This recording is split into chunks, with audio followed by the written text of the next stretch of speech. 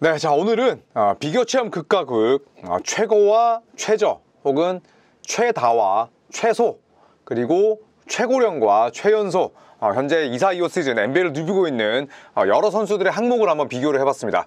자, 첫 번째는 바로 개인 연봉입니다. 이번 시즌 연봉 1위가 바로 스테픈 커리죠. 네, 스테픈 커리는 무려 55밀의 연봉을 받습니다. 한화로 약 800억이 넘는 엄청난 규모고요. 꼴찌는 타일러 스미스라는 선수인데 이 베테랑 미니멈입니다. 이 베테랑 미니멈도 루키가 다르고 1년차가 다르고 2년차가 달라요. 그런데 루키의 베테랑 미니멈은 올 시즌 1.15밀로 설정이 되어 있습니다. 약 16억이니까 스테픈 커리 최다 연봉 1위와 꼴찌인 타일러 스미스와의 금액 차이가 약 50배가 나죠. 자, 하지만 타일러 스미스 같은 경우에 뭐 16억 밖에 받지 못한다고 하더라도 일정 시간 NBA를 누리면 일정 기간 또 연금이 나오거든요. 그렇기 때문에 사실은 뭐 스테픈 커리와 비교했을 때 낮은 금액이지 타일러 스미스도 본인이 NBA 선수라는 이 타이틀을 유지한다면 충분히 나중에 은퇴했을 때 짭짤한 또 수익을 맛볼 수가 있습니다. 1985년부터 지금까지 최고액을 받았던 이 선수들을 살펴보면 85년부터 87년까지는 매직 존슨이었고요. 그리고 88년부터 91년까지는 패트릭 유잉이었습니다. 그리고 92년에 잠깐 레리 버드, 93년과 94년에 데이비드 로빈슨, 그리고 95년에는 매직 존슨, 96년 다시 유잉, 97, 98년 마이클 조던, 그리고 99년에는 패트릭 유잉이었네요. 그 이후에는 샤킬 오닐이 2000년에 잠깐 연봉 1위였고 케빈 가넷이 4년 연속, 그리고 샤킬 오닐이 2005년과 2006년, 케빈 가넷이 다시 2007년부터 2009년, 그리고 트레이시 맥그레디가 2010년, 2011년부터 2016년까지 무려 6년 연속 코비 브라이언트였고요. 그리고 놀랍게도 와, 이거 대박입니다. 르브론 제임스가 한 시즌 최다 연봉자였던 적이 딱 한 번이었어요. 언제였냐면 2017년이었습니다. 딱 한 번. 그 이후에 2018년부터 2026년까지는 전부 다 스테픈 커리입니다. 그러니까 2018년부터 2026년까지는 스테픈 커리로 예정이 돼 있습니다. 8년 연속 연봉 킹의 자리를 예약해둔 상황입니다. 가장 놀라운 점은 마이클 조던이 최다 연봉인 적이 딱 2번밖에 없었다는 것, 르브론 제임스가 딱 한 번이었다는 것, 굉장히 놀랍습니다. 자, 그렇다면 팀 연봉은 어떨까요? 자, 팀 연봉은 거의 뭐 내일이 없는 운영을 하는 피닉스 선즈입니다. 자, 무려 222밀 퍼스트 에이프런 초과하고 세컨드 에이프런도 넘었습니다. 그러니까 징벌적인 사치세를 엄청나게 내고 있고 각종 불이익도 있죠. 세컨드 에이프런 넘어버리면 팀이 다른 방편으로 전력을 보강할 수 있는 길이 없어요. 이 퍼스트 에이프런과 세컨드 에이프런이 생기면서 NBA가 원하는 건 리그의 평준화입니다. 그렇기 때문에 과거처럼 야, 우리가 사치세 낼게 달리자, 이게 안 된다는 거죠. 어쨌든 피닉스 선즈는 이렇게 많은 돈을 쓰면서도 시즌 내내 5할 승률에 급급합니다. 무려 3,200억 이상을 쓰고 있고요. 꼴찌는 디트로이트 피스톤스인데 피닉스의 약 절반가량이죠. 1,400억 차이가 납니다만 현실은 제가 이 영상을 찍고 있는 1월 21일 기준으로 디트로이트의 시즌 성적이 피닉스보다 더 낮습니다. 반경기 차 더 위거든요. 그러니까 돈을 얼마나 영리하게 그리고 제때 그리고 알맞은 선수에게 쓰는지가 중요한지 나오는 거죠. 피닉스 선즈 같은 경우에는 이 많은 돈을 쓰고도 5할 승률, 디트로이트는 이렇게 적게 쓰고도 현재 5할 승률을 살짝 넘어서 플레이오프를 노릴 수 있는 위치까지 올라섰습니다. 어떻게 본다면 NBA 팬들이 야, 이거 사치세 제도 퍼스트 에이프런이고 세컨드 에이프런이고 나발이고 없애고 그냥 무한 경쟁 체제로 가자. 그래야지 왕조도 생기고 공공의 적, 퍼블릭 에너미도 생기고 이래야지 리그가 재밌어지는데 NBA 사무국이 괜히 이 사치세 규정으로 팀 전력을 고르게 만들려는, 왜 NBA 사무국이 각 팀들의 평준화에 지금 노력을 기울이냐, 이런 이야기도 있거든요. 우리가 항상 프로스포츠의 인기의 그 시대를 보면 무언가 정말 이 팀이 싫고 미친 듯이 진짜 공공의 적처럼 느껴지는 팀이 있었을 때, 또 왕조, 다이너스티를 구축한 팀들이 있었을 때 리그는 흥행했었어요. 왜냐하면 그 팀 때려잡기 위해서 어떤 식으로든 노력하고 또 카피캣을 만들고 또 그 팀 왔을 때 뭐 야유의 소리도 커지고 훨씬 더 뜨거운 경기장의 분위기가 조성이 됐었는데 요즘에는 그런 게 없다는 거죠. 자, 실제로 2019년에 토론토 랩터스가 우승한 이후로 백투백 우승팀 단 하나도 없습니다.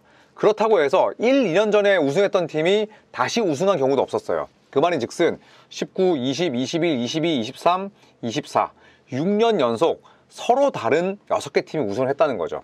그렇기 때문에 이게 새로운 우승팀이라는 뭐 그런 신선함을 주긴 합니다만, 과거처럼 우리가 무언가에 열광하고 굉장히 극도로 싫어하면서도 또 그 팀을 부러워하는 그런 마음이 좀 사라지지 않았나 이런 생각이 듭니다. 자, 이런 뭐 팀 연봉을 하면서 잠깐 이야기 딴 데로 새긴 했습니다만, 과연 NBA 사무국이 이런 퍼스트 에이프런, 세컨드 에이프런, 자, 이런 제도를 얼마나 고수할 수 있을지는 한번 지켜봐야겠습니다.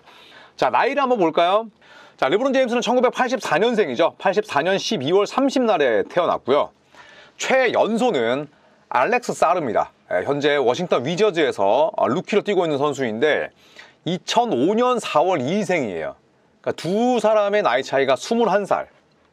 야, 띠동갑을 거의 한 2바퀴 정도 돌 수 있는 그런 연령 차이라고 볼 수가 있죠. 자, 르브론 제임스의 장남이죠. 브로니 제임스가 2004년생이거든요. 빅터 웬반야마랑 동갑입니다. 그러니까 거의 뭐 아들뻘과 뛰고 있는 셈인데, 새삼 르브론 제임스의 이런 자기관리 능력도 대단하고, 또 알렉스 사르도 어떻게 본다면 진짜 주목받지 못했던 2024년 드래프트잖아요. 그런데 이런 선수들이 나중에 또 대기만성형으로 성장하는 경우도 있습니다. 알렉스 사르, 자칼 리사셰, 그 다음에 또 뭐 리드 셰퍼드, 이렇게 상위 탑3에 뽑힌 선수들이 언젠가는 또 꽃을 피울 수 있기를 한번 기대해 보겠습니다. 자, 신장 한번 볼까요? 네, 공교롭게도 같은 팀이죠. 잭 1위, 2m 24cm, 7피트 4인치입니다. 네, 빅터 웬반야마보다도 조금 더 큰 것으로 알려져 있는데, 캐나다 출신이기도 하고요. 네, 그리고 2m 24cm지만 빅터 웬반야마만큼은 아니더라도 3점을 또 쏠 수 있는 그런 슈터치와 슛 레인지가 있습니다. 최단신은 카무라 유키예요. 172cm, 5피트 8인치니까 두 선수의 신장 차이가 무려 52cm입니다. 52cm. 어마어마한 거죠. 야, 카무라 유키는 뭐 일반 남성들보다도 평균 신장이 더 작고, 그럼에도 불구하고 지금 NBA에서 잘 살아남고 있고, G리그는 뭐 충분히 씹어먹을 만한 그런 실력을 또 보여주고 있죠. 네, 그리고 카무라 유키가 2024 파리올림픽에서 일본 대표팀을 이끌면서 이 프랑스 대표팀과 맞붙었습니다. 그때 뭐 프랑스 대표팀은 심판 판정에 수혜를 입고 사실상 뭐 진 경기를 그냥 이긴 거잖아요. 그런데 그 당시에 이 카무라 유키의 매치업 상대가 누구였냐면 빅터 웬반야마였어요. 왜냐하면 놀랍게도 그 당시에 일본 대표팀은 빅터 웬반야마를 매치업 사냥했습니다. 스위치를 시켜서 카무라 유키가 웬반야마를 외곽으로 끌어내고, 웬반야마가 2m 22cm 정도 되니까 두 선수의 키가 50cm 차이가 나잖아요. 카무라 유키가 웬반야마의 머리 위로 3점을 던지는데 충격이었습니다. 그 3점이 일단은 샷 크리에이팅이 되고, 그 다음에 일본 대표팀이 언더독 입장에서 홈팀이자 페이버릿인 프랑스 대표팀을 침몰 직전까지 갔다는 데서 두 번의 충격을 받았는데, 카무라 유키 참 대단합니다. 172cm의 키로 일본 리그에서 신인왕과 MVP 동시에 받고 거기에 안주하지 않고 미국으로 갔잖아요. 굉장히 또 같은 아시안이로서 대단하기도 하고, 또 한편으로는 부럽기도 합니다.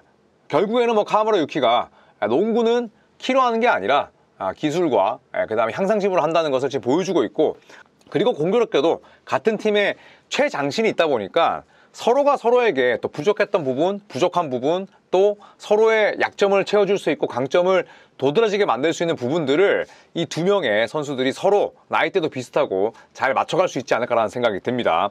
과거에 워싱턴 위저즈에서 먹시 보그스와 그리고 마노투 볼이라는 선수가 함께 뛰었죠. 그래서 그 두 명이 신장 차이가 어마어마했었는데, 왜냐하면 카무라 유키나 잭 이디보다 더 신장 차이가 컸어요. 그런데 그 두 명의 미디어데이 사진을 또 잭 이디와 카무라 유키가 오마주하기도 했었거든요. 그 당시에도 또 두 명의 활약이 좋았었고, 지금도 이 두 명의 콤비가 NBA에서 오래오래 활약을 했으면 좋겠습니다.